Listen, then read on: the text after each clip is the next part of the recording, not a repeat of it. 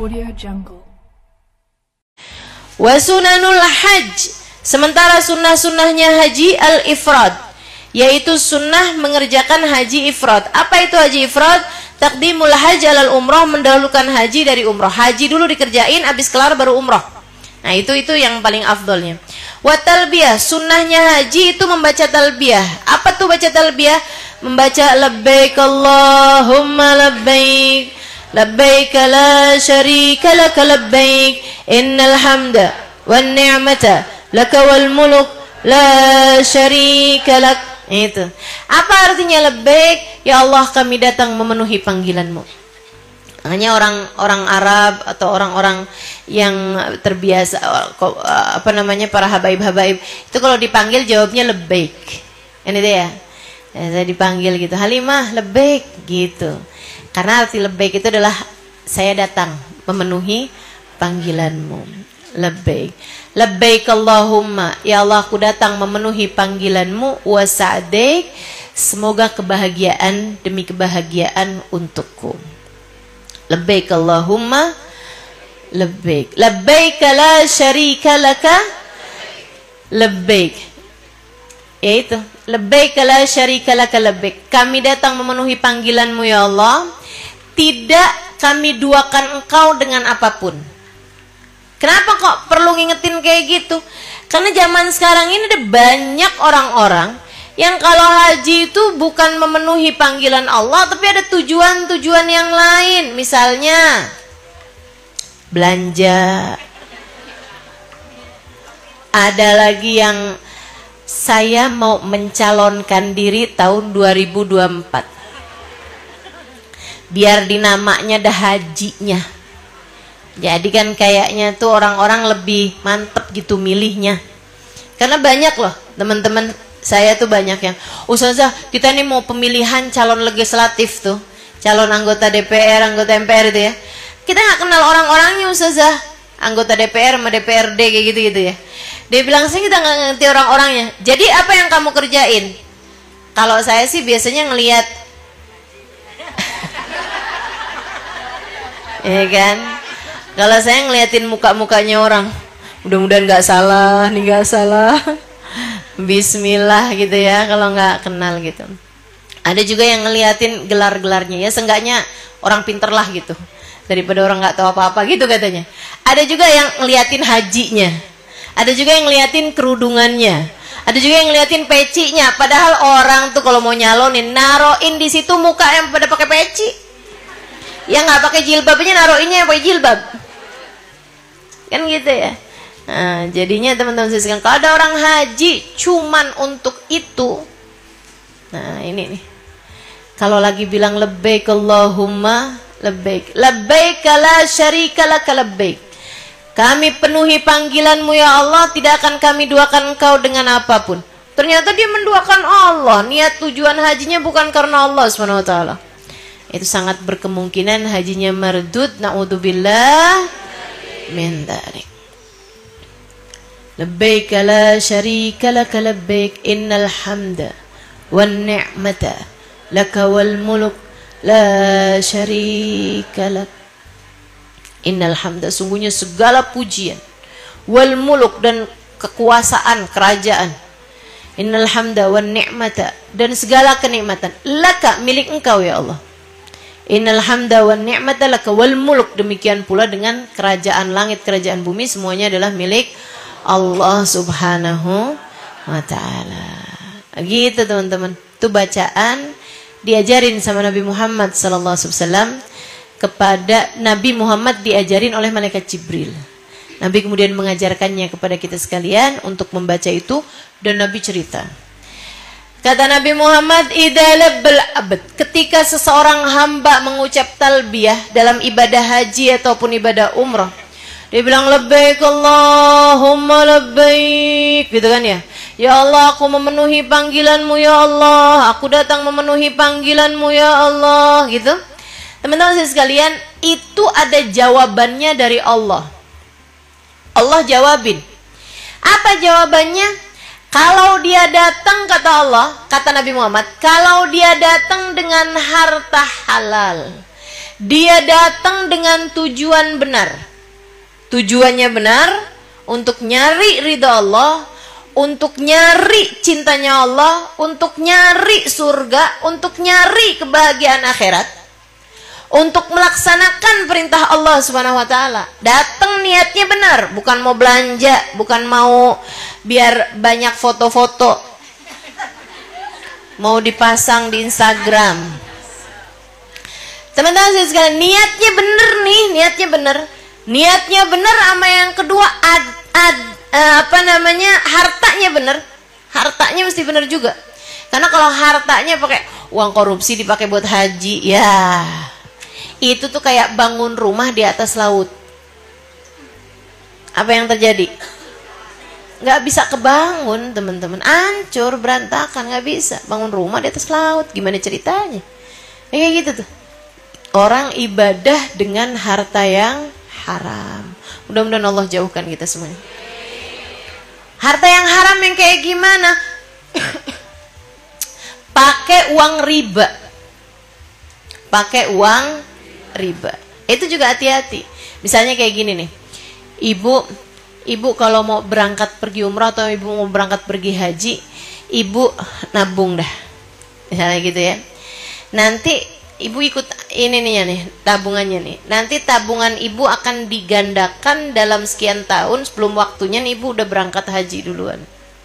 Jadi hajinya sebagiannya pakai uang riba, uang bunga, uang digandakan itu tadi.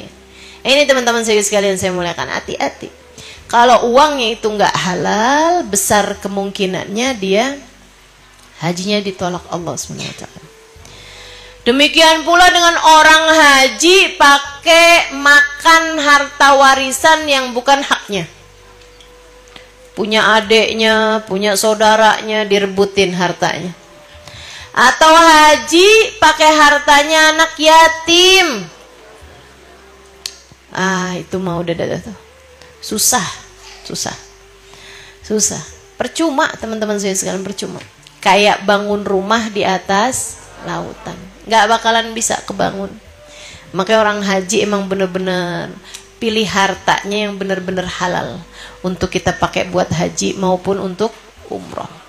Sebab kata Nabi Muhammad, ketika seseorang membaca talbiyah, dia bilang labbaik Allahumma labbaik, labbaik la syarika lak labbaik, akan ada jawaban dari Allah SWT.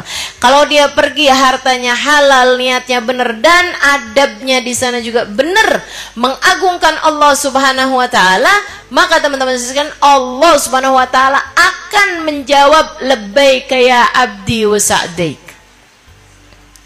Betul wahai hambaku, kamu datang memenuhi panggilanku dan akan ada kebahagiaan demi kebahagiaan untukmu. Keberuntungan demi keberuntungan aku siapkan untukmu. Waduh, balasannya apa? Al-hajjul mabrur laisa lahu jazaa'un illal jannah. Haji yang diterima sama Allah, tidak ada balasan yang pantas dari Allah selain surga. Cakep bener dah.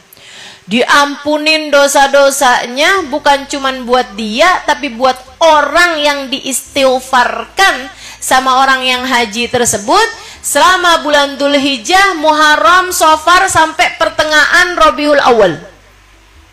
Tuh, makanya orang haji tuh pulang-pulang juga doanya mesti mustajab. Karena memang ada hadisnya seperti itu. Diistighfarin, Bu. Istighfarnya tuh masih tetap didengar Allah SWT. Mustajab kalau dia memohonkan ampun, bukan hanya buat dirinya tapi buat orang lain. Makanya kita kalau nengokin orang pulang haji kan kita bilang doain saya. Itu karena memang doanya masih mustajab. Sampai kapan? Sampai pertengahan Rabiul Awal. Dari bulannya haji kan bulan Dzulhijjah tuh. Muharram, Safar, pertengahan Rabiul Awal. 2,5 bulan dari selesai haji, alhamdulillah. Itu masih diijabah Allah SWT doanya, masih diterima istighfarnya buat orang-orang. Sangat berkemungkinan dosa kita yang diistighfarin sama orang yang haji diampuni Allah Subhanahu wa ta'ala. Luar biasa banget balasannya, asalkan hajinya memenuhi persyaratan untuk dijawab sama Allah dengan jawaban labbaik ya abdi wa sa'dik. Tapi kalau ada orang cacat salah satu dari ketiga syarat tersebut, entah hajinya pakai duit haram, entah niat hajinya yang bukan mau nyari ridha Allah Subhanahu wa taala, entah hatinya yang tidak ada pengagungan terhadap syiar agama Allah, terhadap Ka'bah dan lain sebagainya, teman-teman sekalian yang ada di sana, hatinya memang nggak punya pengagungan kepada Allah Subhanahu wa taala. Kalau dia bilang labbaik Allahumma wa sa'daik, jawaban dari Allah la labbaik wala sa'daik. Nggak ada ceritanya kamu datang memenuhi panggilanku dan tidak ada keberuntungan demi keberuntungan aku siapkan untukmu. Na'udzubillah min dzalik. Na'udzubillah min dzalik. Maka ibu-ibu saudara sekalian, Sayyidina Ali Zainal Abidin Ibn Husain bin Fatimah bintun Nabi sallallahu alaihi wasallam, cicitnya Nabi Muhammad alaihi wasallam, itu bu ahli ibadah yang luar biasa. Tapi bersama dengan ibadahnya yang luar biasa, tiap malam punya 1000 rakaat salat sunnah. Bayang nggak tuh ibadah sampai kayak begitu? Tiap malam punya 1000 rakaat salat sunnah. Segitunya beliau lagi haji nih bu. Begitu dia pertama kali mengucapkan labbaik Allahumma labbaik, labbaik la syarika laka labbaik, innal hamda wan ni'mata laka wal mulk la syarika lak, labbaik Allahumma labbaik. Pingsan. Orang di sekitarnya pada bingung. Aduh kenapa nih? Sayyidina Ali pingsan, Sayyidina Ali Zainal Abidin pingsan. Disadarin bu. Pas udah sadar ditanya, apa yang membuatmu pingsan, wahai Sayyidina Ali? Kata Sayyidina Ali Zainal Abidin, saya kebayang-bayang jawaban dari Allah. Saya takut Allah jawabin saya la labbaik wala sa'daik. Saya takut jawaban dari Allah adalah kamu tidak memenuhi panggilanku, tidak ada keberuntungan demi keberuntungan untukmu. Padahal itu udah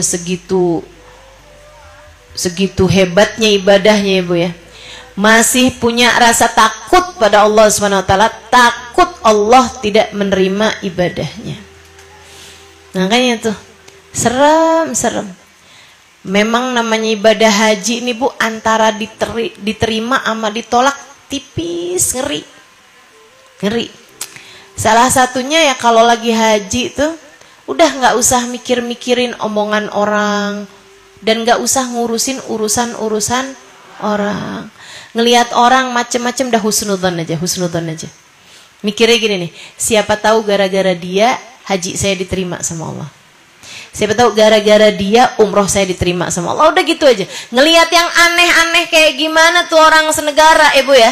Orang dari berbagai macam negara kan kumpul semua bu. Dan ngelihat yang aneh-aneh udah dah, nggak usah mikir macem-macem, nggak usah mikir apalagi kayak gini. Ini orang pasti dimurka nih sama Allah. Nggak usah. Hati-hati, kamu nggak tahu. Bahkan sama polisinya, bahkan sama penjaga-penjaganya udah rapi-rapi jaga hati, rapi-rapi tutup mulut. Kita nggak pernah tahu siapa di situ yang dicinta sama Allah Subhanahu wa taala. Siapa tahu yang kamu suudonin ternyata dicinta sama Allah. Siapa tahu ibu-ibu sekalian. Saya ingat ceritanya Al Habib Umar bin Hafid dalam salah satu kajiannya beliau udah cerita. Katanya beliau ada orang mau berangkat pergi haji, minta nasihat sama bapaknya. Bapaknya orang soleh, bapaknya seorang ulama. Dia bilang, Pak saya mau berangkat ibadah haji, pesan bapak apa nih? Bapak nak pesan cuma satu aja. Abah pesan makanan satu aja. Jangan pernah suudzon lihat siapapun. Lihat orang aneh-aneh kayak gimana, ada apa aja udah. Pinter-pinter jaga lisan, pinter jaga mulut. Kamu nggak pernah tahu ibadah kamu tuh diterima sama Allah gara-gara siapa. Lebek Abah. Teman-teman sekalian saya muliakan, kayak gampang gitu kan. Jadi ngelihat apa, astagfirullah, husnudzon, saya husnudzon. Enggak ya Allah, mungkin dia begini, mungkin dia begitu. Terus aja gitu. Pinter nih, bisa nih, jagain perintahnya abahnya nih. Sampai satu waktu, dia lagi wudhu. Sebelah dia juga ada kakek-kakek gitu lagi wudhu. Dia ngelihat si kakek ini wudhu kayak kurang bener gitu. dalam penglihatan dia nih kayak nggak inilah gitu, nggak sempurna lah gitu. Kayaknya malahan yang aduh nih nggak sah nih kalau kayak gini wudunya gitu. Jadi dia pun kemudian bilang sama kakek itu, kek nggak sah deh kek wudunya kek. Kakek itu yang itu tuh tangannya tuh nggak sampai kena tuh kak tuh. Ulangin lagi deh kek. Kayaknya noleh itu orang laki-laki tersebut. Terus bilang kayak gini, lah kamu nak lupa sama perintah bapak kamu.